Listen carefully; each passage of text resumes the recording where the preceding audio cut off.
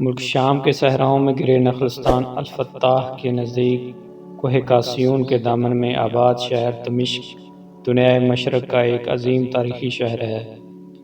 اس سے بحیرہ روم کا کم از کم فاصلہ 100 کلومیٹر ہے، مگر جب جبل کاسیون کے پہاڑ سمندر اور شہر کے درمیان دوہری دیوار کا کام دیتے ہیں اور 1000 میٹر تک بلند ہیں تو سمندر کی ہوائیں اور بادل شہر تک نہیں آ سکتے۔ مگر ایک زرخیز نخلستان کے وسط میں ہونے کی وجہ سے یہ شہر قدیم وقتوں سے ہی ایک منڈی اور دریائے فرات سے نیل تک سفر کرنے والے قافلوں کے پڑاؤ کا کام دیتا رہا ہے۔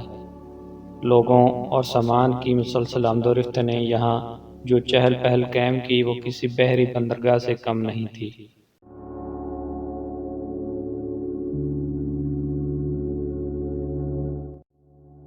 اسی وجہ سے آج کے مورخ کو ٹھیک علم نہیں ہوتا کہ اس انسانی چہل پہل نے کب دمشق کا شہر آباد کر دیا۔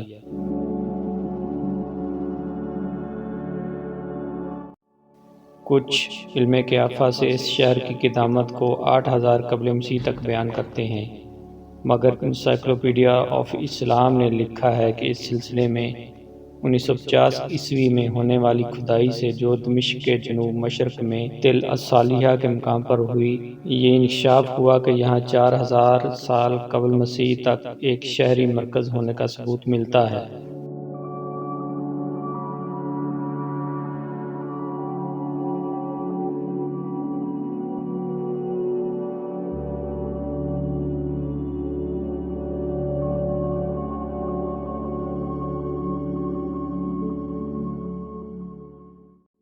جب ہم کانسی دور تک استعمال ہونے والے ابتدائی اور نامکمل اوزاروں کو دیکھتے اور ان کا مقابلہ یہاں کے پیچیدہ نظام آبپاشی سے کرتے ہیں تو پتہ چلتا ہے کہ تقریباً 2000 قبل مسیح کے وسط میں اس شہر کی خوشحالی ایک بڑے طویل اور سست رفتار تمدنی ارتقاء کا نتیجہ ہوگی۔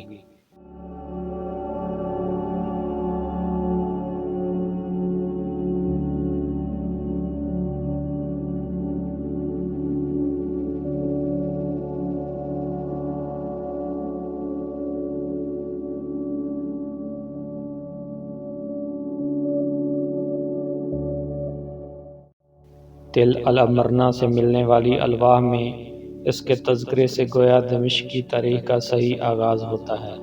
اس کا نام ان شہروں کے ضمن میں آتا ہے جہاں فرعون تھوتموسس III نے 15ویں صدی قبل مسیح میں فتح کیا تھا۔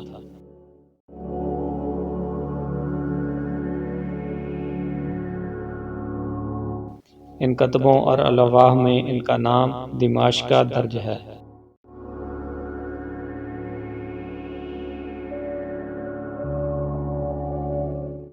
فرعون رمسیس III کے کتبوں میں یہ نام درمشق کے شکل میں ملتا ہے۔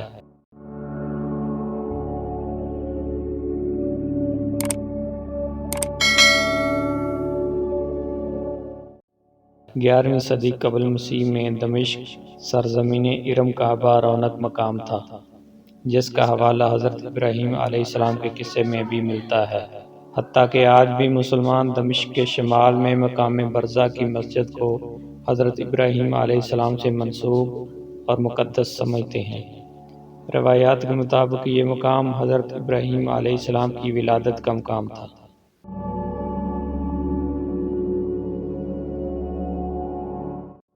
معلوم ہوتا ہے کہ اسی زمانے میں آرامیوں نے شہر کا جعلی نما نقشہ تیار کیا جس کے بازار خط مستقیم ایک دوسرے کو قطع کر کے چوراہے بناتے تھے۔ یہ نقشہ 2000 قبل مسیح کے بابل اور اشور کے مشابہ تھا۔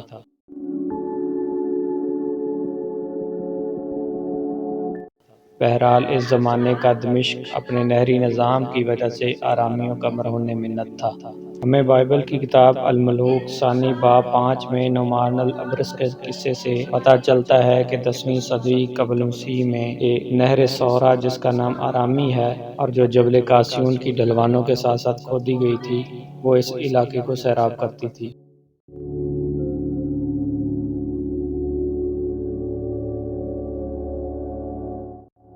اسی زمانے میں شہر حضرت داؤد علیہ السلام کے ہاتھوں فتح ہوا۔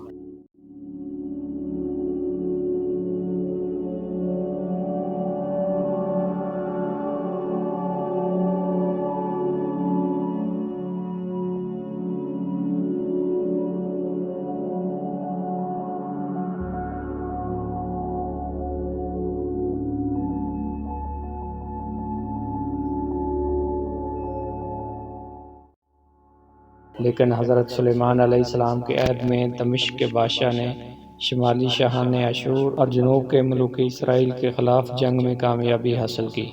732 قبل مسیح میں تغلت پلازر III کے اشوری لشکر نے دمشقی بادشاہت کا خاتمہ کر دیا اور شہر پر قبضہ کر کے اس کے معبد اور شاہی محل کو لوٹ لیا، جس کا کچھ سامان 1940 کی کھدائی میں بالائی عراق کے علاقے سے نکلا ہے۔ اس کے بعد 8ویں صدی قبل مسیح میں یہاں اشوریوں،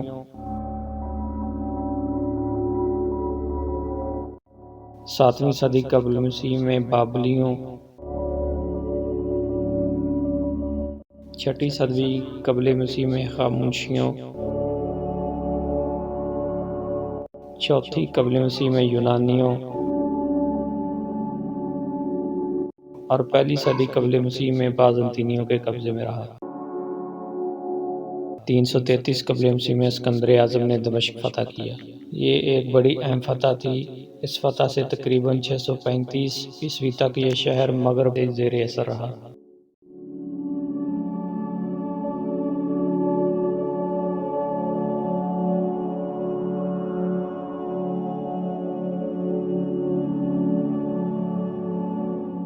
اس کے یونانی عہد اقتدار کو مورخین نے 3 دوروں پر تقسیم کیا ہے، ایک بطلیموسی، ایک سلوکی اور پھر 90 قبل مسیح کے قریب دمیتریوس نے یہاں ایک جدید یونانی سلطنت قائم کی، جس سے یہ شہر پھر سے ترقی یافتہ بن گیا۔ 50 قبل مسیح میں یہ شہر پہلی مرتبہ بازنطینی قبضے میں آیا۔ 64 قبل مسیح میں پومپی نے شام کو رومی سلطنت کا صوبہ بنایا اور یہ شہر 395 عیسوی تک رومیوں کے زیر اثر رہا۔ بعد ازاں بازنطینیوں نے اسے اپنا صوبہ قرار دیا۔